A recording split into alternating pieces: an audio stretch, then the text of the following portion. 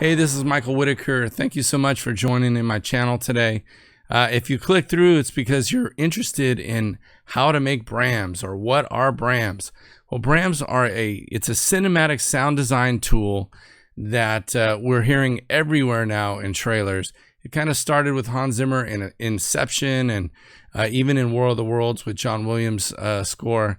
And basically, it's a really epic brass or sub synth bass that is kind of distorted and has a real low ominous tone. It's really great for sci-fi movies, for trailers. As a matter of fact, I just finished a massive trailer project for Warner that we did 10 cues that were just based around this kind of sound design. So rather than talk about it, let me show you what it sounds like, and then we'll get into a real easy way to put them together, because they're not that hard to do, and I think you'll have a lot of fun with this one.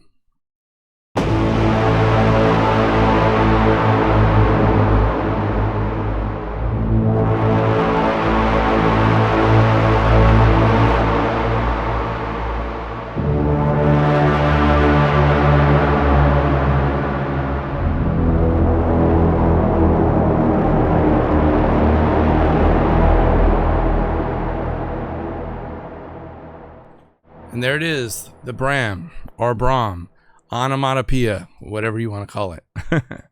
All right, now let's get into how to make these brams. It's really pretty simple. There's going to be like 4 elements that we're going to mix together.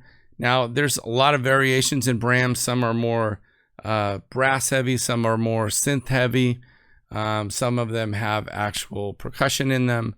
But what we're going to do is combine a bunch of sounds and sample it into Kontakt and process it in a certain way that's going to give us that really nasty, intense brass, low synth bram hit. The first element we're going to add is a saw pad, like an Oberheim saw pad, which sounds like this. Right? It's not that big of a deal by itself. So what you want to do is find a low pad, start with a low note. All right, I recorded this pad for the sake of time into audio. Let's hear the raw audio. It's not too impressive. Let me show you the effects that we're going to be using. The first one is going to be Decapitator, which is a distortion plugin by Soundtoys. I use it all the time. It's my go-to for this sort of sound design technique. And let's just hear it without Decapitator. It's a simple pad sound. Now let's add Decapitator to it. And you hear it's a little more crunchy. And if you really want to just stop right here and hit this punish button, you can get a really nice bram effect by itself.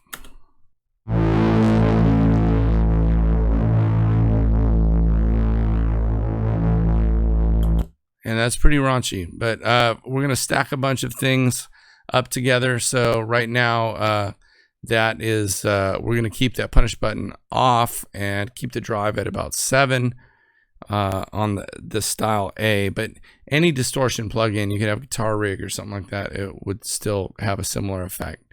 The next thing we're going to add is a simple brass library, low brass, like low bass trombone, chimbassi sound that I'm going to pull up from Kontakt, and let's take a listen to that. All right, so I have the Metropolis library here, the bass trombones mixed with the chimbassi, also mixed with a marcato sound to get a little more attack on the front end. You want to make sure it's not too slow unless that's the effect you're going for. And I also use Symphobia brass to add a little bit more attack as well. So with that stack, we get this, which is, it's not that big of a deal, right? But we're going to trick it out. So what you want to do is record 3 or 4 seconds of that and put it, bounce it to audio. Let's take a listen.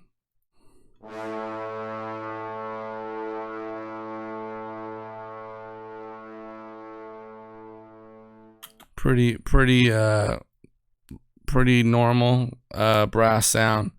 Now let's put the decapitator on there, same way again, and we'll get this sort of effect.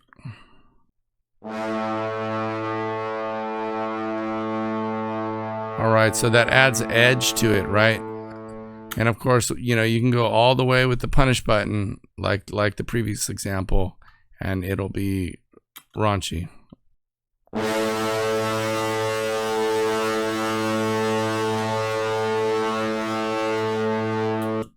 So from there, we're going to add a compressor on there. I'm going to use Digital Performer's 1176. And that's going to, I'm going to take the punish button off. And you'll hear it, put it in your face.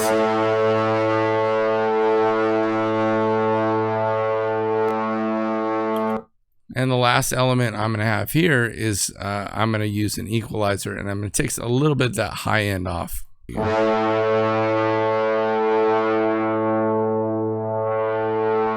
And just kind of get the amount of grindiness you want in that tone.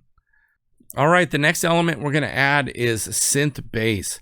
And we're going to use a real kind of nasty saw or triangle wave type sound. And so take a listen to this. I use this plugin called Vacuum Pro. You can get it really cheap, and frankly, it's one of the best for making these kind of sounds.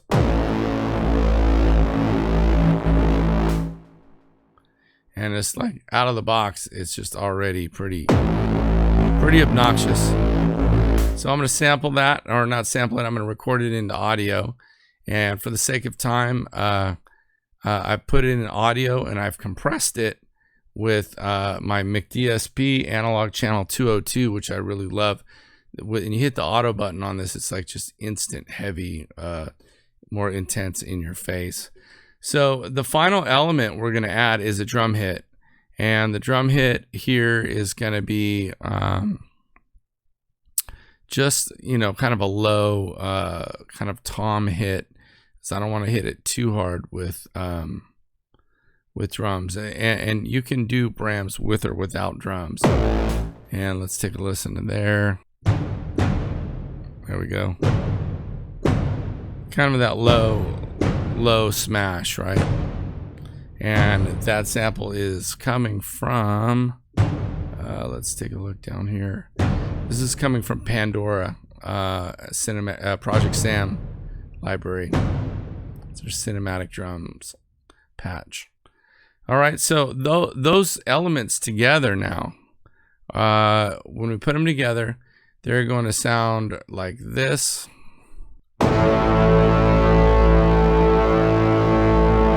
So by itself, that's a great sound.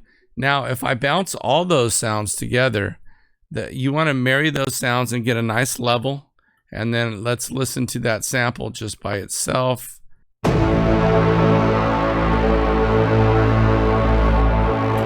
And in that, I added a little bit of reverb, okay? So that sound right here in Digital Performer, if I right click and say show and explore, it'll bring up where that sound lies. And the next step is going to be throw it into our sampler. All right, for the sake of time, I've gone ahead up here to this little disc icon and created a new instrument, and I've named it Bram Sample. And what I'm going to do here is click on the little toolbar here and go under Mapping Editor. Under Mapping Editor, you can see I only have that one sample that I've actually dragged onto this timeline. And then from this timeline, you can make it as wide as you want, however wide you want to split the sample over however many keys. You can also do multi-samples or velocity sampling if you have different samples to stack. But this is a very simple example, and it works just perfectly well with this. So now from here, let's take a listen to the raw sound just by itself.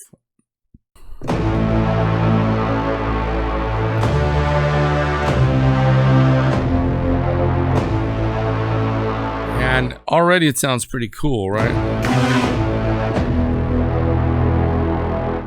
Now let's go down. What I like to do on this sample is I'm going to add under instrument insert effects, I'm going to add a filter. So whatever your sampler has a filter, and if you right click this cutoff and learn MIDI CC and you move your mod wheel while you're learning, you can assign this filter to the mod wheel like this.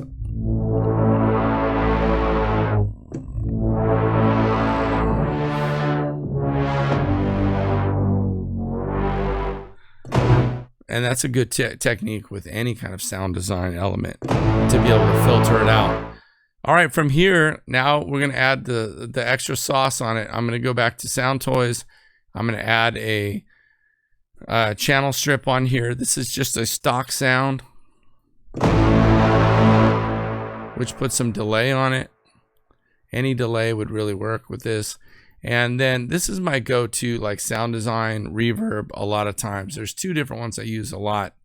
One is Toraverb, and listen how expansive and modulated this will make it.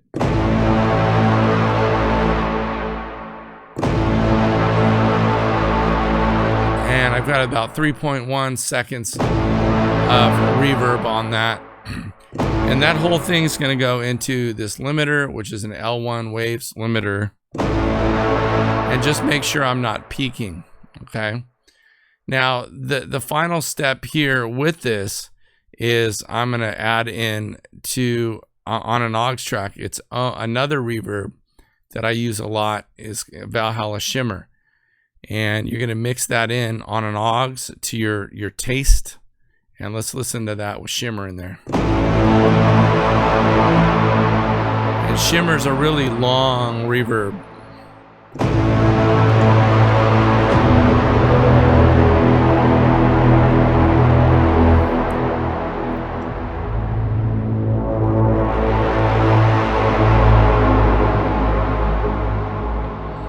All right, so that's our basic Bram, and hopefully that was helpful in you for you to do your own Brams. It really doesn't take a lot, and it doesn't take these plugins to do it. Just takes a good reverb, takes some sort of distortion plugin, which almost every DAW has, and also you know, a compressor to make sure it doesn't get too loud. Another technique I use a lot is with this mod wheel. You can use these in pop music even to make cinematic, you know, kind of pop and sync music.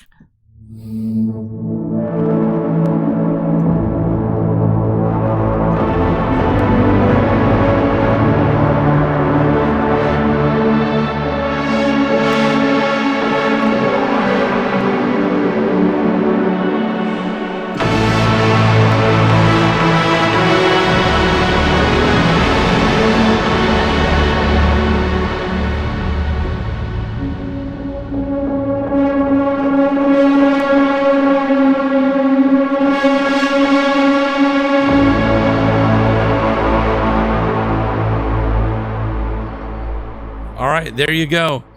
If you've liked what you've seen and this video has been helpful, please hit the like and subscribe button.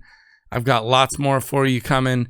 Also, I teach an entire course on making money in film and television, doing film scoring and sync music and music for trailers. We cover all these elements, sound design. We cover the business of music. So if you're interested in that, go click below and find out about my film scoring course at filmscoreseminar.com, where you get 10 projects to do that you can show your clients and start working in this business. So hope you enjoyed it, and we'll see you on the next one.